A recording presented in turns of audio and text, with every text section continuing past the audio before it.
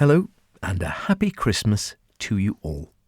I'm Howard Kane, presenter of Manx Radio's arts programme Spotlight. Each year, since 2014, in recognition of the Isle of Man's proud poetic heritage, the island's most worthy poet has been appointed as Manx Bard via an annual competition sponsored by the Arts Council and supported by Culture Vannin. The title of First Manx Bard was awarded in the same year to the Isle of Man's national poet T.E. Brown, no longer with us, of course. Over the years I've been doing the programme, I reckon I've interviewed pretty much all of the living bards. Not T.E. Brown, I'm afraid. And as 2024 saw the appointment of the island's 10th bard, I thought it might be an opportune time to bring them all together in one programme and celebrate a decade of the Manx bardship. Once a bard, always a bard. Have a little chat with them all and, of course, ask them for a poem on the theme of, well, what else but my Christmas. So without further ado, settle back, open up your lugholes, as Cyril Fletcher might have said, and enjoy the 10 Bards of Christmas. Hello, so I'm Stacey Astill, and I'm the second but the first living Manx Bard. So that's, first living bard, first bard being, of course, T. Brown. Absolutely. I was saying that, yes, we were just looking at each other. It was T. Brown, of course it was, and a wonderful first Manx Bard. And now we have the Bards going for 10 years, as we know, and just catching up with everyone for this Christmas to see how people have enjoyed being a bard and what they've done since. So tell us first a bit about your bardic year. I mean, it's the first, so it's, I suppose you had nothing to judge it by, really, in many ways. Yes, it was very exciting and also very scary because of that reason, because it meant that I could shape it however I wanted, really. I had a lot of choice and a lot of freedom about what I did with that. However, it did mean that I didn't have any previous bards experiences to go based on. So although I was very lucky to have Bridge and the rest of the team to ask questions of and run ideas by, there wasn't really any exactness of what the role should be. Yeah, no precedence, as it were. No, exactly. So it was great because it meant I could take it and run with it, and I think I very much did, but it was a little bit daunting to start with. And did you have a plan when you set out for the year ahead? No, so I didn't expect to get it. I applied on a whim and thought there wasn't a chance because I was quite recently back from university. I hadn't had a chance to get very involved in the poetry scene on the island yet, and I just really didn't think I was going to get it. So although I laid out my plan, which I talked about the different ways I would go about engagement and the different groups I'd try and target, I didn't expect to have to enact that when I did, because my plan was to kind of go for it the next year and so on until I felt a bit more stable in my position back on the island and in the poetry group. But thankfully, I had that application, so I had a little bit of a plan in terms of engaging people in nursing homes and schools and prisons, and looking at just kind of getting people more comfortable with poetry. And I think that was my really big goal, because there's a lot of people with very strong opinions about what poetry is and what poetry isn't, and I think that can be really off-putting, especially when people are taught that you have to rhyme and you have to use set schemes, and I think that can really put people off, and you have all these fantastic poets that maybe work outside of that, and I never want people to feel like they can't write poetry because they don't write it in the way that they're expected to. So I think the most interesting one I got to do was just through a connection I made at a prisons conference, was actually travel to America and go and do some sessions in OSP, Oregon State Penitentiary, and also in Santanam Correctional Facility, and run a poetry slam there, which was just such an incredible experience that I don't know that I would have been able to do without the bardship.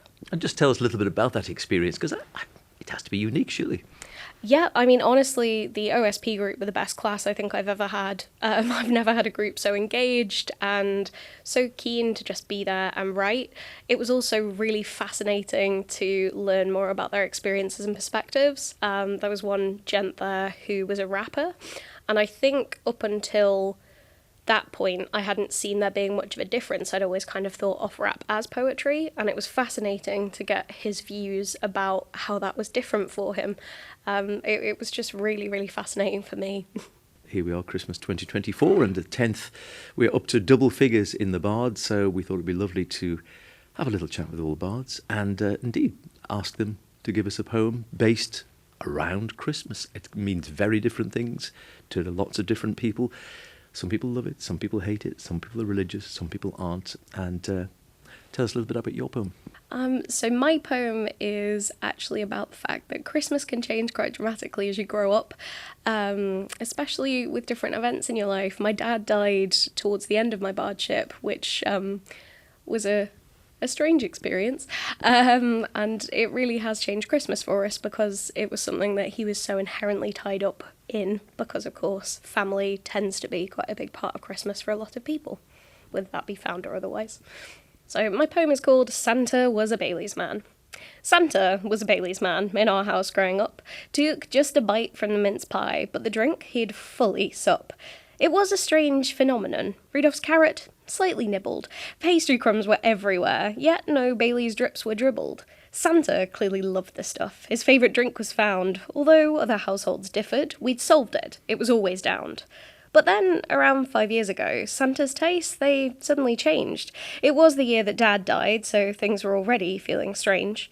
Father Christmas thankfully managed to get a message to our mum. There'd been a change of plan this time. The Bailey's years were now done. So St. Nick drinks milk now when he visits our house Christmas night, and ever since he changed his mind, things haven't seemed quite right. I'll be thinking about you when I have a Bailey's this Christmas. First living Bard, Stacey Astle, thank you very much, and very happy Christmas. Thank you. Happy Christmas to everyone listening. John Collister, most people call me Dog, and I was the third Bard. The third Bard. You wanted to be the fourth already, did you? Yes, I wanted to be the fourth, on retrospect, because I called 4 my lucky number. I was born on the 4th of the 4th, 49. And I remember as a kid growing up, I always wanted to be 44, all the fours, but I now know I'd be 5 years older. That's true, actually, yeah. I wish you was 54 or 64. Yeah. So how did you get into the Bard? I mean, had you always written poetry before you sort of became the Bard? Well, I was working with Cliffy Neal one day, and I don't know how it come about, but the first one I ever wrote was called Rotten Weather. And I remember sitting in the back of the van and Cliffy was saying, a terrible day, it's rotten weather. So I kind of said, rotten weather, never good, always the other. Other is like corruption of, sometimes windy, sometimes rain. Will we see that sun again? So Cliffy was made up with that. So that was sort of the very first thing. And then I started kind of messing about, and then I worked with a fella called Hector Clark, and we were working out at Derby for Canbar, and we started to write songs, lyrics for songs, and I got tunes to a lot of them, and we started writing song lyrics, and we were messing about with that. So that was the start of it. So it was really song lyrics that we were writing, and then, excuse me, I then later on started saying, well, something would happen, and I'd write something over it. So I then started keeping them in a book, writing them in and I've got 4 books. My handwriting is atrocious, and it takes a good man to read them, but I can just about read them. And a lot of them are lyrics, and a lot of them are poems. And then when the Bard thing cropped up, I had to submit, I think, this is how I remember it, I had to submit sort of 3 poems. That'd be right, yep. And so I remember going all the way down to Port Erin, and I think it was the Port Erin Old Folks place on the road from the roundabout where you can go to Port Erin, Port St Mary, that roundabout there along to the church, and then you go into Port Erin, and just along from there was a building, and I think it was Old Folks or something, an Old Folks home, and they had this bardic thing in there. And I went along and said, I don't know, I had to say 3 poems, but I said 3 poems, and next thing they ring me up and say, don't tell anybody, but you've won. Did you enjoy the bardic year? Oh, I enjoyed it. As I say, I didn't do a huge amount, but I enjoyed going around. I'll talk to the rooks, as you're probably aware, and you go to all sorts of places and like Old Folks, and you would go in there, and I would do, some Mine are odd ones that are a bit risque, and I would say, this might be a little bit thing, but it's funny, people like that love it. Yeah, I was going to say, you're the right target they're market all there. sniggering, So I would go in there, and then I went to one or two schools doing things, and then I encouraged them. And so you still, you've got a very well indexed catalogue in front of you, some of your work. You're still writing now. Yeah. I haven't written for a bit, and I don't know, you just get out of the habit. And but I've got a lot of stuff that's just sitting doing nothing. I'm thinking about bringing a book out, because all and sundry are bringing books out. Absolutely, get it out there. Yeah, get a book out, and then there'll be quite a few of, you can go out and promote your book and do 1 or 2 poems. So, but it's like everything else, I'll get round to it. Right, well, we asked all the bards for our 10 Bards of Christmas. We said, right, theme of my Christmas, whatever that might mean to you, and it means all sorts of things to different people, as we know. Let's have your poem. Just call this Christmas. Christmas time is oh so special. I hope that you'll all think like me. So many things to make you happy. Go on, let your spirits free. Carolers, elves and gingerbread, holly, sleigh bells, mistletoe, sweaters showing Christmas scenes, hot chestnuts cooking, pure white snow. Angels dangling on tinsel branches, shining bright, way up on high. Goose or turkey, roast potatoes, Brussels sprouts, a hot mince pie. The smell of candles just extinguished, sampling spirits, port, mulled wine. Poinsettias, hot plum puddings, cracking nuts, the smell of pine. Family gathered round the table, pulling crackers, a silly hat, swapping jokes that make you giggle, a new football, a cricket bat. Wrapping paper soon discarded, presents gone from 'neath the tree. Snowman standing to attention, these things mean so much to me. Lovely images of Christmas, and I think they're probably images that lots of people have about Christmas. Thanks ever so much for that, John. I love your poetry. Thanks for being the bard, and of course, a very Merry Christmas to you. Same to you, sir. Nollac Kennelus, Blaine Vinoa. Well, my name's Sarah Goodwins. I'm the 4th Manx Bard. 4th Manx Bard it is in the Sarah Goodwins. And going back to your bardic year, how do you, from this sort of distance now looking back, how do you view your bardic year, do you think? Slightly with disbelief. There were so many things happening and so many things I did that I had never done before, that I'm actually very surprised that I did some of them, which was great, but it was a very bumpy ride in some cases. I actually think that it would be better to have bards for more than 1 year, because by the end of the year I'd sort of worked out what I was supposed to be doing. But then I had to hand over to somebody else. So I think it would be quite good if as a bard or a newly appointed bard, you got a couple of years, because you could learn the first year and then use your knowledge and experience perhaps more wisely the second year. So did you have a plan when you started out at the beginning of your bardic year? I did. Not a lot of the plan actually happened, because things came up during the year that I was asked to do things, which of course I did, and I was planning to do things which didn't work. So yes, I had. It's one of the things that you have to do when you apply to be bard. You have to produce a 500 words, at least it was when I was doing it, of the things you intend to do over your year, as part of the application process. But they don't actually check at the end of the year that you've done them all. And what was top of your list, as it were, to do in your year? Oh dear, that's a difficult one. I basically wanted to promulgate the Isle of Man through poetry, but I wanted to do it off island as well as on island if I could. So I come from Gloucestershire, I come from Cheltenham, and Cheltenham have a very big literary festival. So I went along to the Cheltenham Lit Fest and did some things there about the Isle of Man. And I also visited the London Manx Society and talked about the Isle of Man and poetry at the London Manx Society. But most of the time I was doing things on island, talking to groups. I went and visited a lot of care homes and did poetry to care home residents. Fewer schools. I did 1 or 2 things in schools, but not very many. And groups of people who were, well, clubs, if I can call them that, societies, that sort of thing. They'd invite me along and I'd talk about the Bard and the Isle of Man and things like that. You will be invited to various happenings, whether it's Remembrance, whether it's Christmas, whether it's an event during the year, an agricultural show or something. So can you come along and have a poem with you, maybe on the theme of? Did you find that difficult? Yes, but I did think it was part of the the duties of being a bard, if I can call it that. That in fact, I made a point every time I went somewhere. I did a poem specifically for that event or that group or that whatever it was. I don't find writing poetry easy. It's one of the very few things that people say that I find irritating. They say, "Oh, you must find it very easy to write poetry." I actually don't. I find it a challenge, but I find it a very interesting challenge. Providing I had enough warning, I could put together a poem for a particular event. There were occasions, I think the shortest notice I got was something like an hour. And I came up with a limerick. So, that sounds fair dinkum. But normally these things would be booked quite a long time in advance, so I could actually come up with something that made some sort of sense. How had you started out on poetry before you were the bard? That goes back to my childhood. And in actual fact, it ties in with why I applied to be bard. My father, who I was very close to, he loved poetry. Well, he loved verse. He liked things to rhyme and scan and whatever. And we used to go on holiday quite a long... I'm a come-over. I grew up in Gloucestershire. And we used to go down to Cornwall on holiday. And it's a very long journey. And he used to make up poems and verses to keep the children entertained as we went down. And over the years, I started to join in with this and started to, enjoy the structure of poetry. And then that sort of carried on through my life. But then shortly before I applied to be bard, my father died.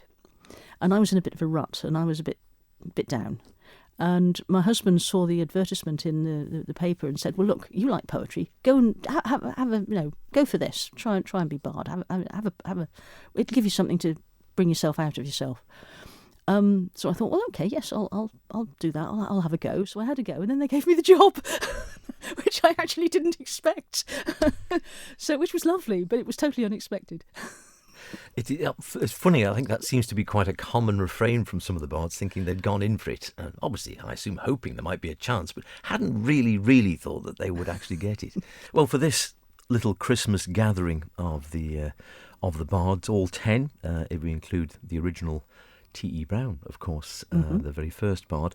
And we did come up with a little theme, and of course we gave you the theme of Christmas to interpret as you will. I love Christmas, but I don't like all the commercial stuff. And I also don't like people celebrating Christmas too soon. I do. I love Christmas, but I like Christmas to start sort of like the week before Christmas. I can't be doing with all this jingle bellsing halfway through October. I mean, it's because by the time you get there, you're fed up with it all. My Christmas poem is much more serious than the Santa and elves and reindeer and all that. And I don't really know why. It just came that way. It is a sonnet. I told you I'm old-fashioned. I do old-fashioned stuff. And it's called Past and Present. Refugees, bewildered, stand exhausted, frightened at the door. Expelled by politics and war, survivors huddle hand in hand, struggling to understand what happened to the rule of law. So grateful for a shed and straw where locals lend a helping hand. 200 decades separate, but little changes now or then the coming that we celebrate with Mary, Helga, Joseph, Fen.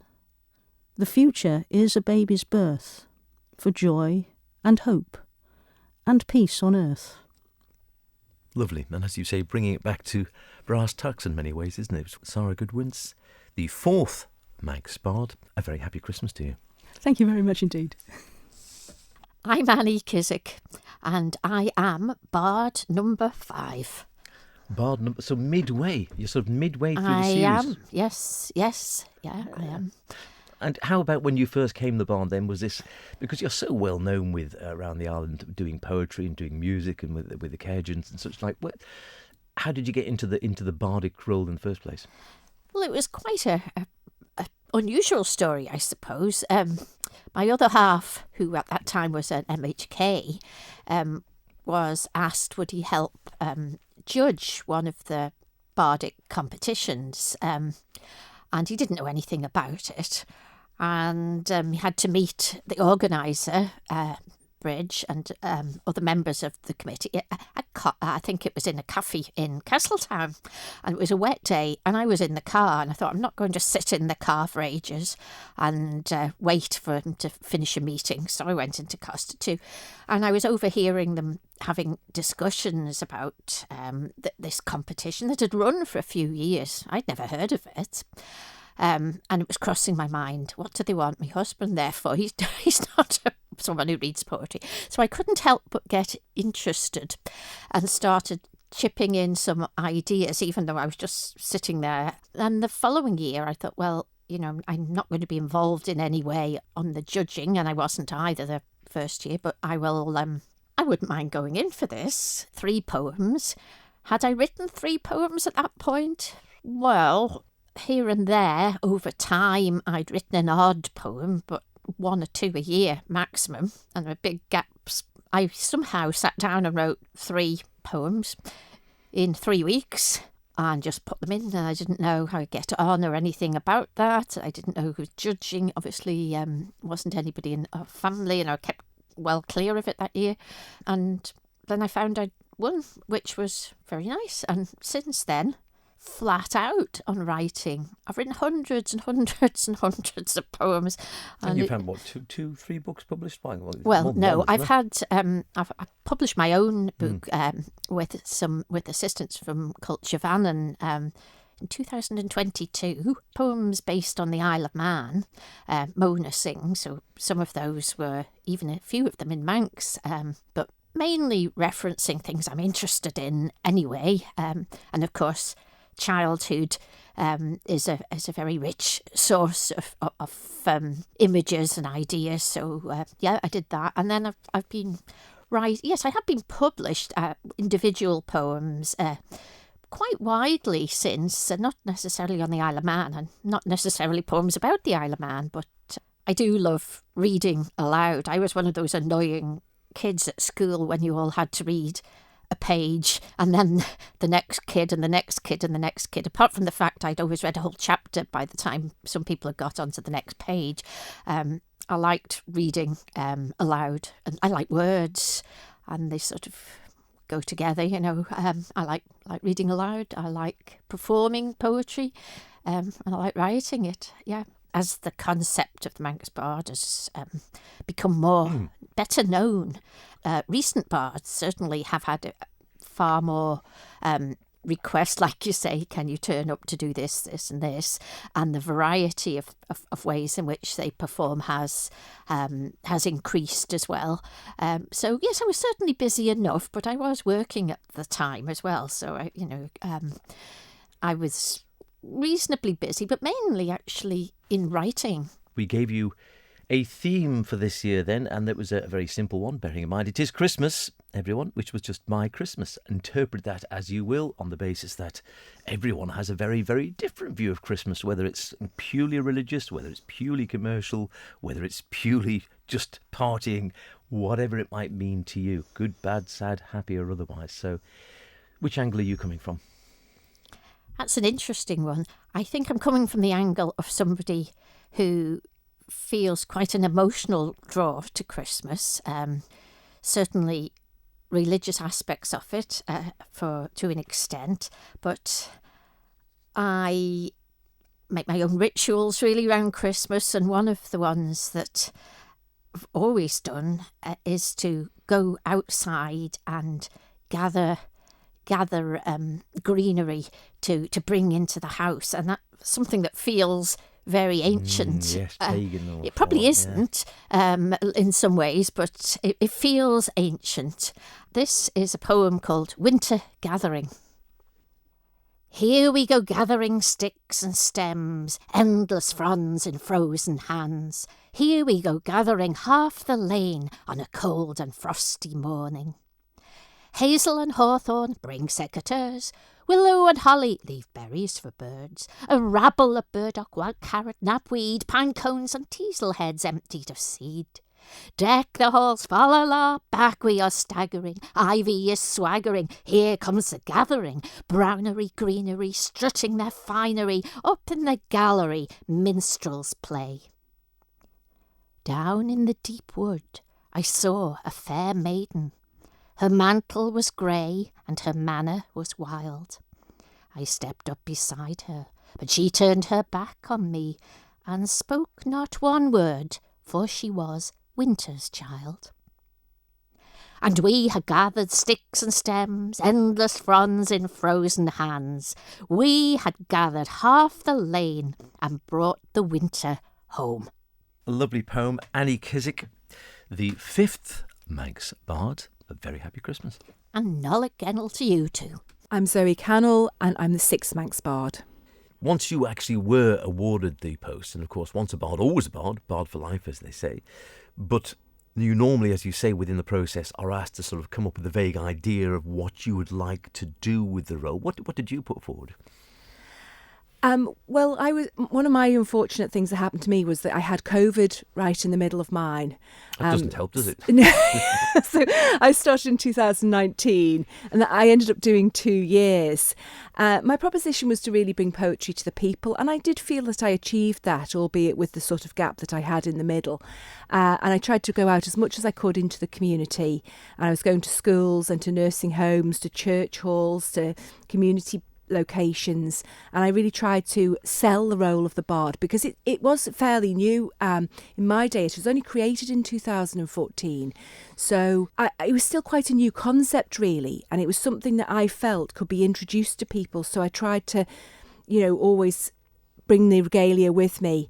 I think when it was created, they were very anxious that everybody had a different take on it, and that's worked very successfully. Some people are more academic than others. Some people, write more and, I say, publish. And then others, go full steam in and go to all the little concerts and gigs. So you can do, providing you're not bringing it into disrepute and you're working hard, I think it's yours to make of it what you want. Any particular highlights stand out during your tenure? COVID notwithstanding. Every single thing that I did, I gave 100% to and enjoyed. But one thing I have to say, and I have thought about this a lot over the years, I shouldn't really say this because it wasn't actually on the Isle of Man. It was in London, and I went to the London Manx Society, and we were in a church in Fleet Street with the London Manx Society annual Melia. And oh my goodness, when we were singing the Manx National Anthem, and Ellen Vannon, a crowd of people from all over the south of England who had Manx connections, who were either Manx or they had family or they'd lived over on the island. When we were singing that, my heart was soaring. They invited me over to do some poetry, and yes, for me, that was just tremendous. I'll never forget it. I do a lot less writing now, but always will agree to things. So I do try and keep up with my writing. Well, talking about writing, so still writing a bit, and for our 10 Bards of Christmas, one of the questions we put out, as it were, was can you come up with a little poem based on my Christmas, whatever that might mean to you? Well, this is actually a poem that I wrote when I was the bard. Excellent. About Christmas. One of the obligations, I say obligations, that makes it sound like it's something negative, but you write for the Alabama newspapers once every 4 weeks. So I was always trying to come up with something topical around the time that related to the island. So I wrote a piece called Not Fair in the lead up to Christmas. So that's the poem that I thought that I would read. Lovely. Because it's still, even though it's a few years on, I think that the sentiments within it still match how I feel now and how I think many people would feel about the Christmas season. Not fair. A rap-tap-tap on my window briskly jolted me from sleep. The ghost of Christmas, yet to come, commanded me to meet. Whisked me off on a journey. At first I panicked at its pull, as we whooshed down into Douglas and through dimly lit Strand Street. Do you recognise this familiar area? The future ghost, it hushed to me. Barely a sound, no sound around, each building stood vacated. Once prevailed the hub of our city, the urban nub of life we knew, only roaming a disused wasteland, accommodation desecrated. Do you remember Etams in the centre, working as a Saturday girl. Stationers, music and toys, where you'd buy lots of scrumptious treats. The Strand's thrilling escalators, Santo's grotto hidden there. Woolworths, my, the records, tapes, and a pick and mix of sweets. Anticipation magical as you'd count down to the switching on of those warm Christmas lights, while you listened to the children's choirs sing sweetly, loaded up on those late opening nights. Wrapped up warm against the frosty chilled air bite, recall gentle snowflakes drop onto your face. Bumping into friends animatedly chattering, pure excitement you'll never ever replace. Oh, please tell me what happened, urged of the spirit. Where are all the people, those dear stores to find? I miss the mood and the sound of the brass bands. My girl, they're now just memories of your mind. People Googled the websites, and then stopped heading down into town. They clicked on their iPads, begged the net not to crash down. They entered their card details, so parcels could arrive directly by mail. Heard the ring on their doorbells, so local shops sadly started to fail. Website giant corporations who don't care our charities for. They don't build an ice sculpture or create atmosphere we adore. If they'd thought what they were doing, they'd still have fun they enjoyed. So please ponder your actions, support Manx business and those staff there employed. A cautionary hiss, the Christmas future ghost left me. Ghost of Christmas present there in his place ran. But no more scared, I flew with him through Strand Street and bought festive gifts in our fine shops of man. A salutary lesson for us all. Zoe Cannell, 6th Manx Bard, thank you very much indeed, and a very happy Christmas to you. Thank you, same to you all.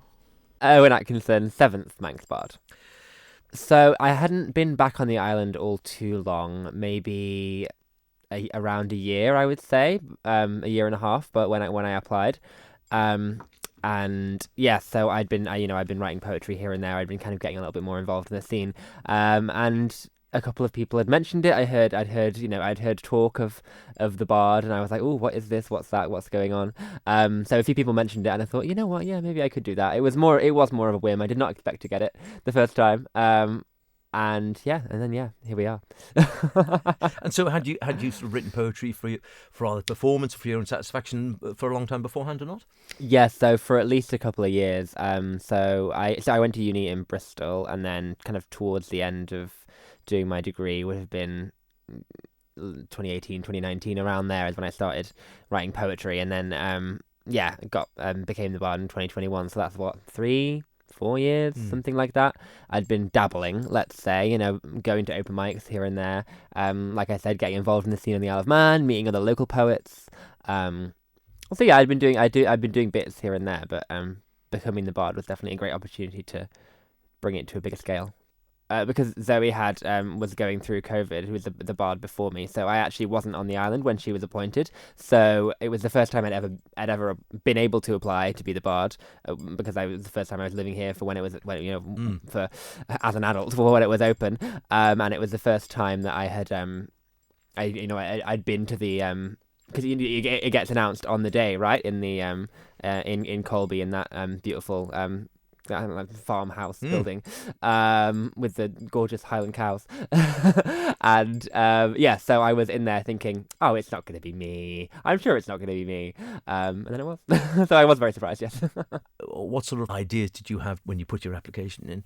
So I really wanted to focus on bringing poetry into different spaces, which I think is something that I managed to achieve. Like I did poetry with as part of drag throughout my bardic year and beyond, which is really exciting. I also organised some different events here and there. We did some poetry and film nights in Lexi.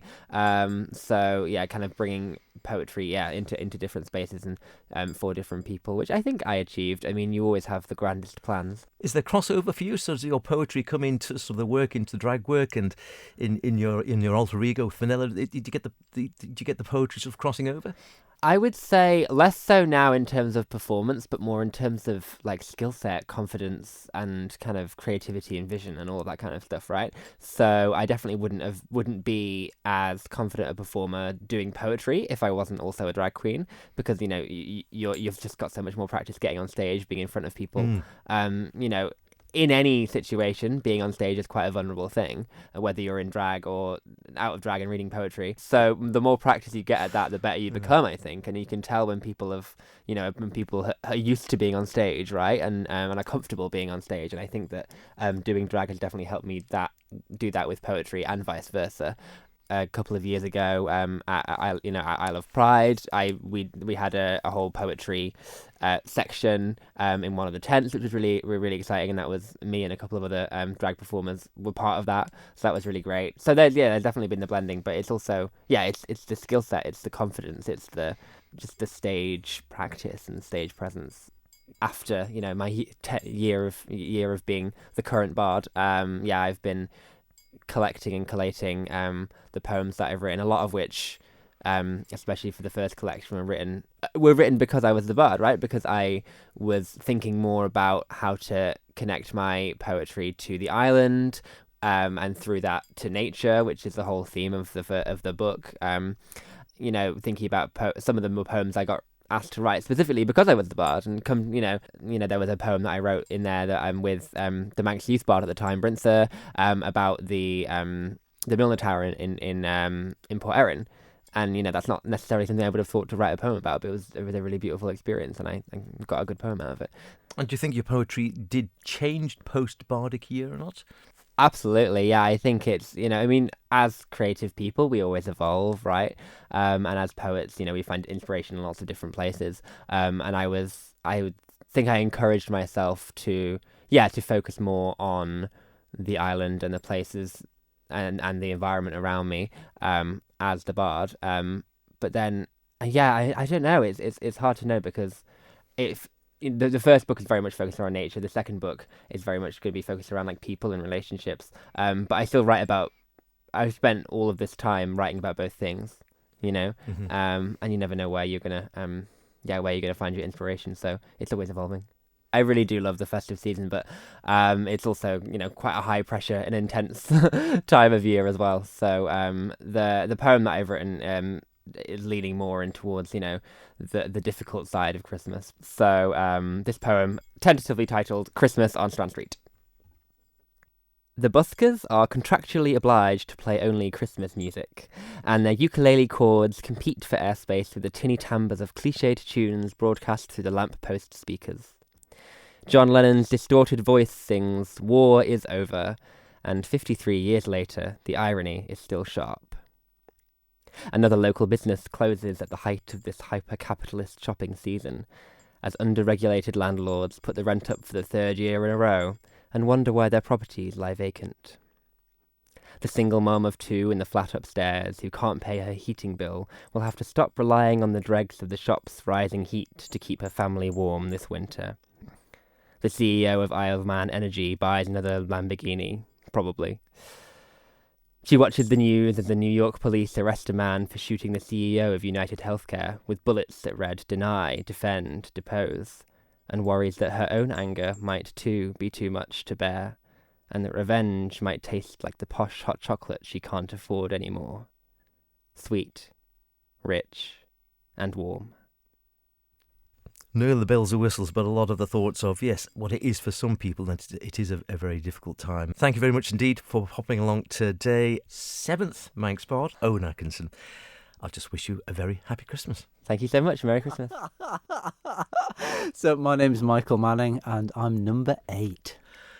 Well, yes, here we are with our bardic Christmas, the 10 Bards of Christmas. Were you a sort of poet, a keen poet, before you became Bard number 8?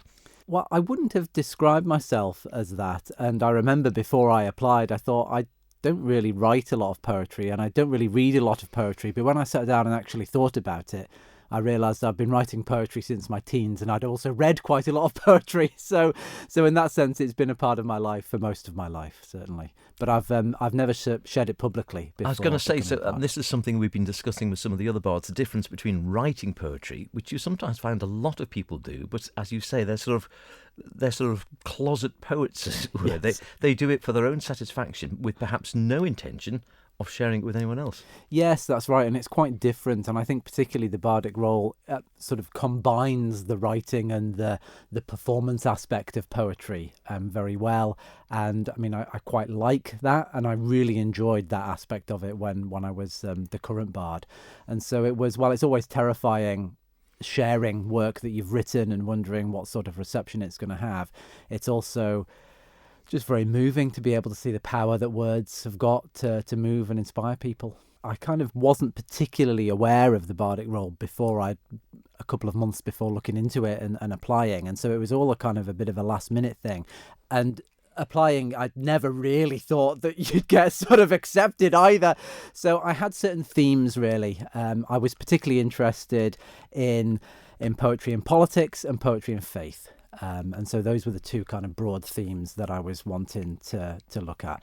I've spent most of my life working with vulnerable adults in a variety of contexts, and so I was keen to kind of bring some of that experience into the role. And so had those themes been similar to the themes you'd written prior to being the bardic role? A mix, I think. And I think a lot of poetry is very confessional in the sense of it is for yourself and sort of expressing your own sort of emotions. And cathartic sometimes, isn't it? Very often, and a wonderful way to work through questions and emotions and expression and that kind of thing. So I've written some of that stuff, but I was actually keener to explore the more public aspects of poetry. So less about me per se and more about the sort of the bigger themes or issues that I saw that I wanted to write about. And so I had written some poetry about that previously, but that was what I wanted to make more of a major part of my bardic tenure. You're given sort of wonderful liberty as a bard to shape the year how you wish it to be, really. And that's both kind of a great freedom and also a terrible and terrifying responsibility. But I mean, it was really wonderful. One of the things that surprised and delighted me the most was being approached as the current bard and commissioned to write about a number of anniversaries or different things and events that various local bodies had on that year. And that was amazing in that you're writing about things that you wouldn't necessarily write about otherwise, and yet you're also being able to see how that benefits the people that you're writing for. And so that was a real great blessing. How'd you get on with the robes? I love the robes. I said to people, it's the nearest I'll ever be to being a wizard. You get to walk around in a robe with a hat with a feather in it and a great big staff. Fantastic. So it's it was all very silly, but in the best possible way. Do you think you've sort of been a different person or a different poet, perhaps, post bardic year? Oh, absolutely. And I think there's no doubt that I've both read and written a lot more poetry since being bard than I have in my whole life, I think. And it's really given a great inspiration and impetus to explore that more and to see in what ways that can be used and shared and to enjoy that gift, really. And so it's been transformational, absolutely, in that sense. But no, I've continued to write quite a lot and as much as I can, and so yeah, absolutely, still very, very fresh work still going on, so which is great. What's Christmas for you? Well, I'm a Christian, so Christmas is one of the great feasts of the Christian year, so I absolutely love Christmas. Love the food, love the celebrations, love services, all that kind of thing. This poem particularly has been inspired by my work with GRI, which was a charity working with homeless people on the island. And every year, usually not on Christmas Day itself, but just before Christmas, we would have a big Christmas meal where we would invite all of our guests and all of our volunteers and supporters, and they would come and we'd all be down at Broadway. Robinsons very kindly, for years and years, donated loads of food to us, and a team of cooks who would come down and cook for us, and it was just a wonderful, very diverse, often completely bonkers occasion, but there was just something really joyous about seeing so many different people gathered together. Christmas was a really difficult time of year for many of the people that we saw, and this was an event that they really looked forward to, and so that's where the poem has come from. So this is The Christmas Meal. Perhaps this is how it will be. A table full of gifts, for all of us are given, gold and graced. An abundance, satiety at the banquet, at the feast, at the altar. Old friends arrive with new laughter. No way to tell the helpers from the helped, for all here are in need, and all are fed, and there is always enough and more. A glittering generosity, like the night sky, unfathomable, ever more vast, ever more radiant. There is a time when wounded hearts will find their ease, the velvet hours where all the hurts can cease, and joy and hope, the silver stars, bring peace at last, and still, and always, a place for us all. True meaning of Christmas. 8th Manx Bard and still Bard. Once a Bard, always a Bard. Of course, Michael Manning. A very happy Christmas. Thank you so much. And to you, Howard. Thank you. Hi, I'm Boxy and I'm the 9th Manx Bard. I'd actually entered the competition a couple of times before just out of curiosity, but when I actually won, it didn't sink in, and I was sitting next to my friend Helen, and I'm looking round for this bard that they've just announced, and my friend's going, "Get up, it's you silly woman, go on." And I'm going, "What?" And she says, "No, it's you are the bard." And it was actually a week or so before it really began to sink in, and that was because I had the robes hanging up in my hallway, and I was pinching myself thinking, I'm going to wake up in a minute, I can't possibly be the bard. And did you have a particular theme, or something you like to write about, or is it a case of, inspiration strikes you out and about and you just think, oh, that good poem? I think it's a mixture, really. I've always been interested in mythology and traditions and legends and things like that. But also it's what takes me on the spur of the moment. I mean, where I live now, I'm very, very lucky. I live overlooking Ramsey Pier, and I've got the sea views and a clear view to Scotland on a good day. Having the sea there and the views, that is inspirational, and I'll sit there and I'll just be inspired to write about the sea, or, walking through. I mean, walking around here, we're at Tynwald Mills at the moment, and I was walking around earlier on and listening to the river and the sound of the birds, and it's just so good to be in nature, which again it's inspirational, but it's whatever takes my fancy at that time. I'm fond of the odd sonnet and villanelles. I adore villanelles. But, the piece I've written for today is very much free verse. And it's, I would say, a stream of consciousness type poem. But I do all sorts. Now, we asked all the bards, the 10 Bards of Christmas, to do a little poem for us with the theme of Christmas, whatever it might mean. I know you're not a massive fan. I have good reason for not being a huge fan of Christmas, and for many years I actually found it extremely traumatic. I've come to terms with it now, but I'm not in a position to say I enjoy it. And I'm not the only person. There are many people who, for whatever reason, can't enjoy Christmas. And I just wanted to remind people of that fact, because people think they're being kind, saying, "Oh, come on, join in." And in actual fact, sometimes it can be the worst thing. So this is the poem that I've come up with. I've called it Ho, Ho, Childhood Christmases. It snowed every single year, or so it seemed. Santa always knew where to find me, bringing just one simple gift, plus a tangerine and a piece of coal. It was all I ever got, all I ever expected, and I was grateful. Christmas lasted 12 whole days, no more, no less. It didn't run from August through to Valentine's Day. It was a religious festival back then. Instead of the ancient pagan Yule, the Western world celebrated the arrival of the Christ child in his innocence, and I celebrated in mine. By the time I reached double figures, innocence obliterated. I'd got to know grief and trauma and childhood abuse, just like countless others, far too many. Things we were all too young to comprehend, things that continue to haunt us forever.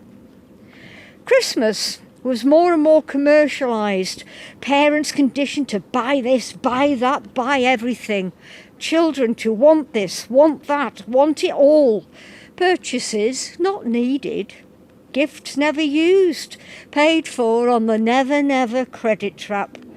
Spirit of Christmas subsumed by consumerism. But this is not about poor me, I promise. Adult me has never really grown up. I've spent decades hiding from the world as the C word draws near, withdrawn into myself, like that young lass on the telly.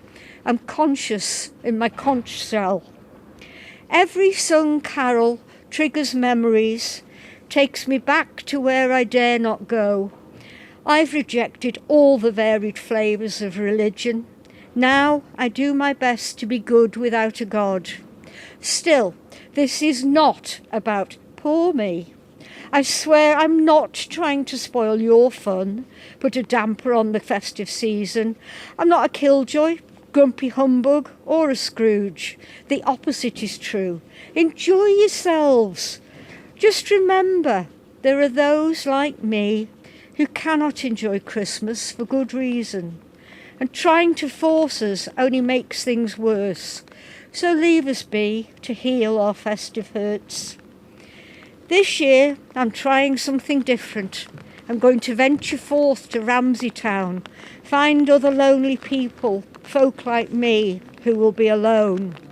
We'll be alone together with our various challenges and fears. It's time to stop living in a past that's full of pain. Make new memories to treasure for years to come. Look forward to the future with hope. I wish for all of you the best of Christmas and Blind Vinoa for 2025. Nolik Gennell. Nolik Gennell indeed. We've just beaten the rain, I think. A very happy Christmas to you, Bogsy. Thank you very much, I'm and you Dawn too. Koenig, and I am the 10th Manx Bard.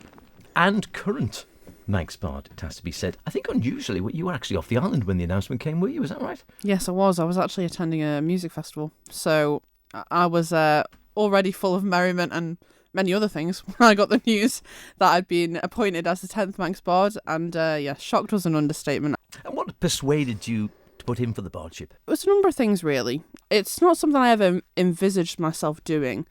I've heard the term closet poet thrown around a few times, and I would say I was quite a closet poet. I would write, mainly for my own enjoyment, but my nan sort of pushed me to give it a go, and more of a sort of a tick box kind of thing, or something, nice that you could say you've done, you've tried, you've given a go.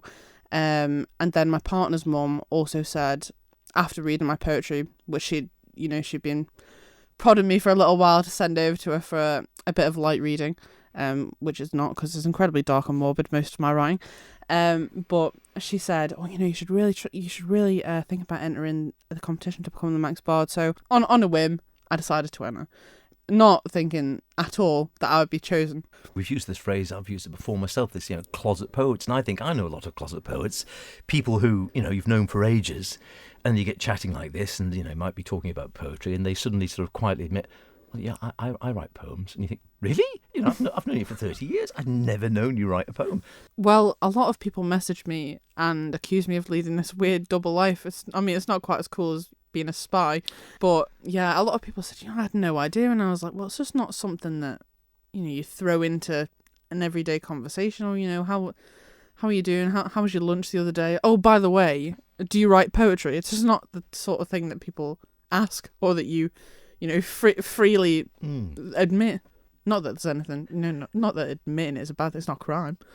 I was actually excited when I got, the opportunity to become the Bard, because I thought, if anything, it would give me more motivation to write about different topics. As I say, sometimes I get a bit stuck in the dark and gloomy, make of that what you will, but I think it's been nice to be asked, commissioned to write pieces for specific topics, because it's not something that I've ever, looked at doing before, as I only wrote for myself, and a lot of my writing is emotionally motivated, by frustrations, heartbreak, love, all the big emotions I think are behind a lot of my best work.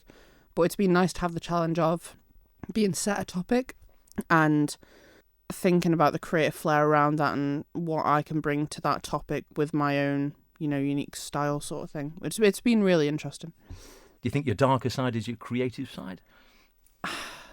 I have to say, I'm an angsty teen at heart. I still listen to, emo music, and dark tones definitely are a big part of my work. I would say I'm cheery most of the time, and this is why I think poetry is such a good outlet, because without writing about it, I think I would carry a lot of those feelings around with me. But getting out on paper just allows me to express those emotions in a non-destructive way. So it's, it's not something that weighs heavy on me, because I know I can always, get it out and share it. Have you got any aims or things you really want to achieve during your bardic year?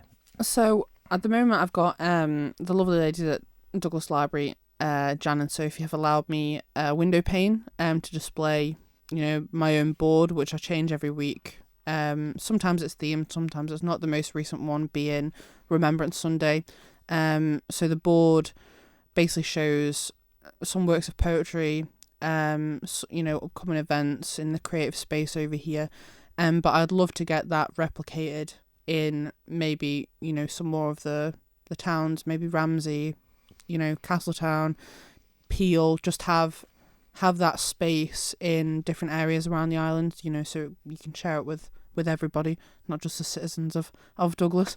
But yeah, that would be really nice to achieve by the end of my tenure in the appointment of the 11th Bard.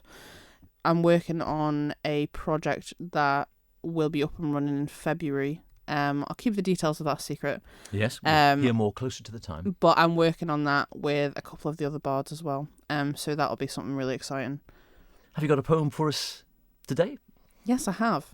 So this poem is inspired by my beautiful, wonderful Nan and her generosity with the booze when she makes her famous sherry trifle every year.